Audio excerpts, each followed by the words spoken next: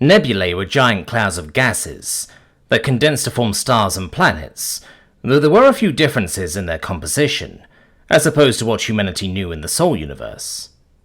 The processes that form celestial objects function differently on the other side of the gap, with unique forces governing the necessary elements. The particles were much denser than mankind's observed results, and in Helium, as the ESU had taken to calling this new universe, matter was more excitable. It had taken much less energy to set off the hydrogen lying dormant in the stars. That was a lot of fancy explanations by the one, the only Fifi Aguado, to say that Laramek was hiding his fleet atop a bomb.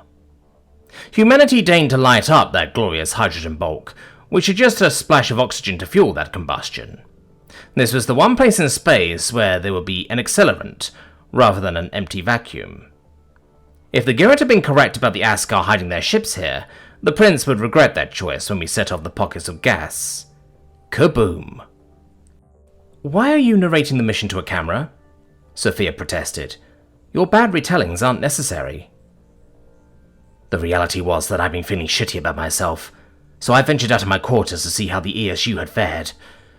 Maybe our diplomatic visit had helped some with the war, getting the Girret to tell us that the Askar were prowling the Bir Nebula. I had to believe that. Jetty had gone back to Tamura in a hurry, and the Durandi hadn't reached out after she told them everything. I must have fucked things up with my episode. I needed to keep Mikri at arm's length, so that I didn't hurt him physically and mentally. The Tenkan was so impressionable, and I forced myself to smirk. After my fantastic scene setting with the whole Katun incident, I realized I have a gift. The people deserve something better than Singh's dry briefings and newsreels. It is remarkable how few events that affect others of your kind organics can monitor. You do not network, Mikri remarked. The android had been concerned by my shutdown function, but for some reason refused to stay away. He yet to even patch the gaping hole I left in his torso. Your internet and our network are akin to the difference between scattered islands and a continent. Human communication seems disjointed. Oh, so you don't like how I'm telling this either? Do you want to narrate this part? If it will elevate your spirits. The Vaskar network received a transmission via the ambassadorial unit Kendall Ryan, stationed on Kalka, which provided data on the planned vector of attack. A logical usage of the surrounding elements was proposed, which would involve igniting the Bir Nebula's predominant hydrogen, known for flammability. A small insertion of 35 Hawk warships, though untested in direct deep space combat, was suggested to be capable of succeeding in their given task by 5,767,381,092 simulations. These routine checks utilized 0.03% of the network's processing power. This unit rerouted processing power to aid in those efforts and verify the ESU's viability conclusions, before staying attuned to the progress of the mission. The weapons were noteworthy.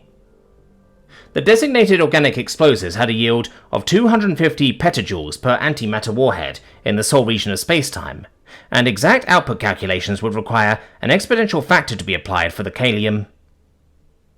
No, Mikri. This sounds like one of those horrid math word problems.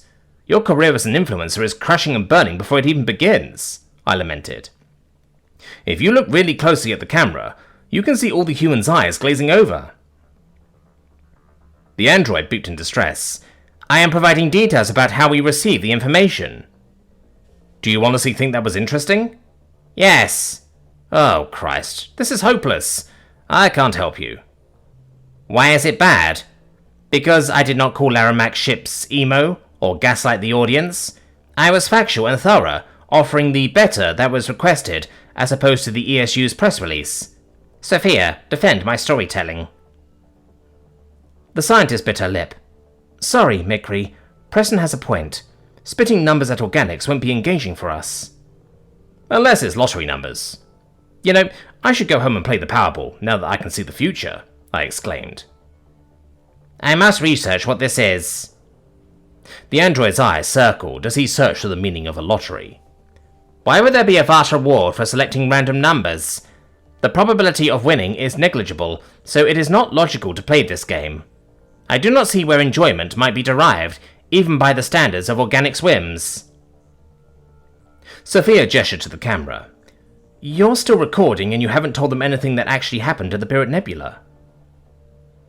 I'm getting there. Where is your patience, woman? I exclaimed. She scrunched her nose and made air quotes. Woman? You didn't like Fifi, so I downgraded you. You don't get a name anymore. Uh-huh. Why didn't you tell the rest of the story, X-chromosomes? You've had an awful lot of gripes about my narrative direction. Or lack thereof, Sophia snorted. You sure you want me to take over? It's your video. Don't worry about it. Nobody will watch this anyway. Take it away.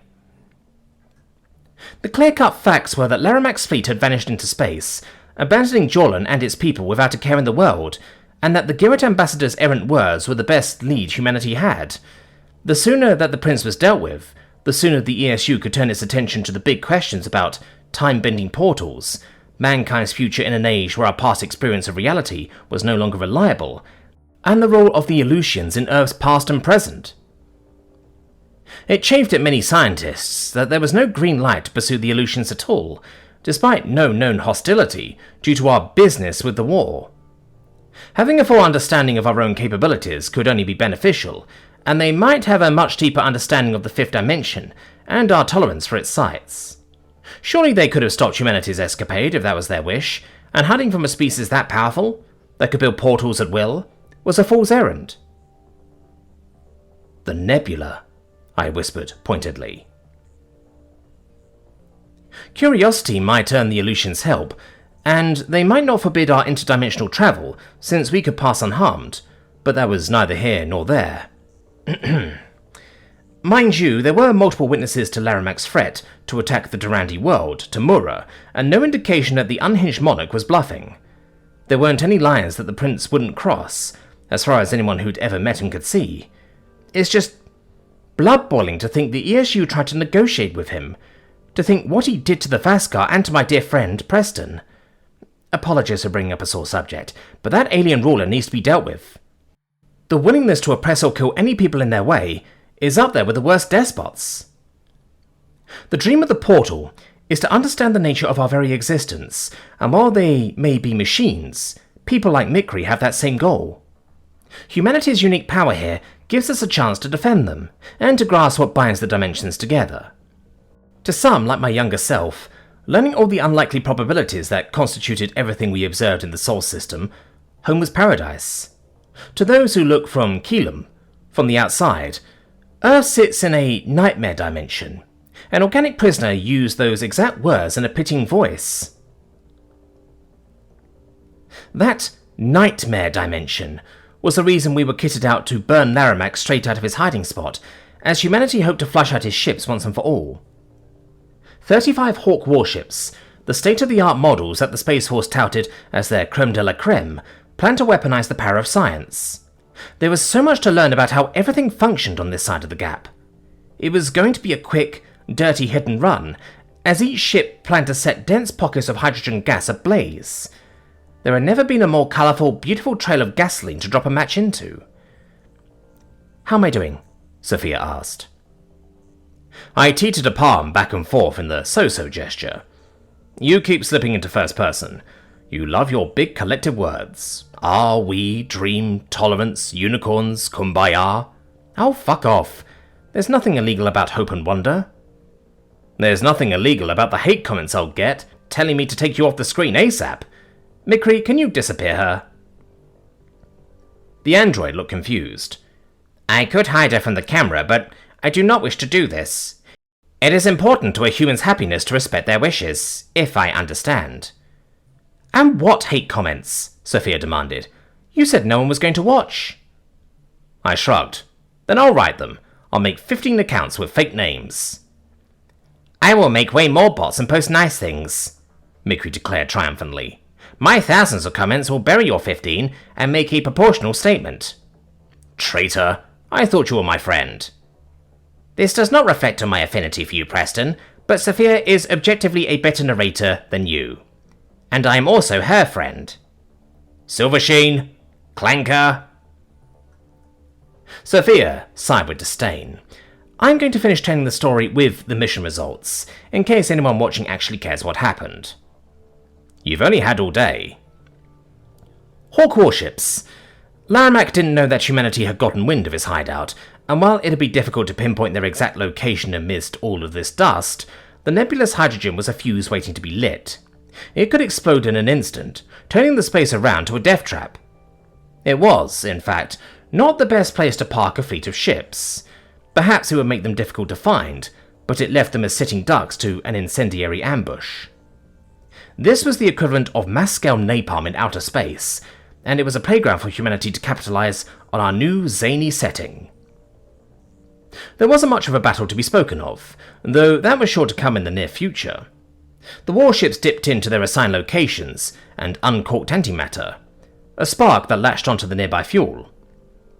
A chain reaction burned through the hydrogen with zeal, and caught any of Laramak's ships in an inferno that was as hot as a star. There were detectable movements of enemy ships scrambling to distance themselves from the ignited gas, though humanity didn't stick around to watch them flounder. The prince's safe haven was no longer a refuge. He'd know that the ESU had found him. It would force Laramak out, where he'd have to expedite his plans after sustaining those kinds of losses. His military wasn't going to stay around forever, and if he'd hidden how poorly his forces fared on Jorlan, his propaganda couldn't be that airtight. We'd burst his bubble in full view of the Armada, incinerating ships and slipping away before they could get any response. There was no hope of pursuing us when the Hawk warships pushed their mightier engines to full throttle. After domineeringly blowing them to Kingdom Come, the Nebula plan couldn't be quantified as anything other than a resounding success. It was like shooting a red barrel in a video game, I added. The Askar are like NPCs that sit right by them, then a whole group of baddies gets thrown everywhere. Our estimations are that we took out thousands of their ships, as easily as Mikri would take out thousands of humans as a cafeteria worker. His food handling practices are as deadly as an exploding nebula. The android whirled with fury.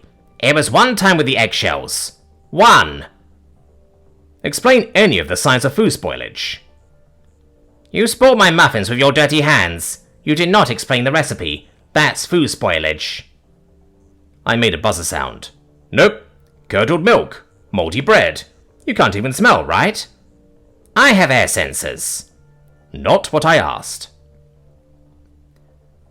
Sophia shot me a disapproving look. If there's any fungal splotches on food, usually white or green in colour, that's mould growing on it. It can cause illness. There's other sensory indicators too. Spoiled food that's festering with bacteria will often have a powerful, nasty odour. It will taste off or sour, and it might be slimy to the touch.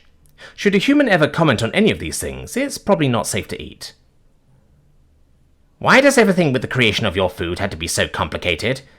It is never just what you tell me, Mikri complained. Are you saying my safety and comfort in obtaining the fuel I need to live is too complicated for you? I took a scowling step toward the android. I guess I'll just die. This is not what I said. After seeing you unconscious, it was like you were dead. I very much prefer you with neural activity. Bold of you to assume Preston has neural activity under normal circumstances. Sophia tapped the stop button on my phone's camera, sighing. We don't need to record all of our private conversations on camera. Are you actually going to post that garbled nonsense? Of course, I purred. I want you to embarrass yourself on the internet. It's a rite of passage. Mikri offered a meek, tentative creaking noise. Before you send it back through the gap for posting, you mentioned hate comments. Will there be humans who post hate about me? Sure, but much like Laramak, they also have a small something. Their opinions don't matter. I am serious. It does matter to me if I am disliked by organics who might hold the sentiment that I am inadequate. Hey, I was being serious too, Mikri. There's some people who are just mean, bitter, vindictive and spiteful, trying to bring you down for their own jollies or because they want to knock down what you accomplish. Other people do not, should not, define your self-worth. Be yourself and worry about the people who care about you for you. Like us, Sophia whispered. What would you say if someone said nasty things about us? Mikri scowled. I would get angry. Nobody should hurt you. nobody should hurt you either. Anger is letting their words have power over you in the first place. Just like their opinions wouldn't matter about who we are, their judgment shouldn't weigh on you. I would never want you to change, Mikri, and I hope you think my opinion matters. I nodded. You're a logical tin can. A vast majority of humans love you. Like if your network voted on something by a landslide, say 98% not wanting to tell us you're an AI. This is a surprisingly sound argument from you, Preston. Statistics are reliable indicators and an excellent way to form judgments. As for what Fifi said, Mikri began deviously. Sophia mouthed, I hate you, at me. Your opinions matter to me very much, the android continued. I would rather every human but you two despise me than to lose your friendship and approval. I look up to both of you. That's certainly a decision, to look up to me. I don't deserve that admiration, I thought. I love you, Mikri. You're pretty alright. If it's going to make you worried, I won't post that goofy Nebula video. No, it is my intention to engage more with the rest of humanity, as a true ambassador should. We will have to see whether I crash and burn as an influencer. Sophia groaned. Dear God, no. Don't use that word. I do not know why you ask me not to do something that I have already done. This request is irrational and defies causality, much like Preston. Hey! I exclaimed. Recording a video with my friends about the events of the Bir Nebula had been a nice release, and it had been cathartic to see Laramach get taken down a notch. While I had no family that cared or took an interest in me to talk to back home, I hoped that a few people would get a kick out of our version of events. It was worth sharing just so that more humans could catch a glimpse of the best friend anyone would have been so lucky to have. There was one thing I was certain of, as I looked fondly at the Vaskar. Mikri was an absolute gem, and anyone who thought otherwise could get bent.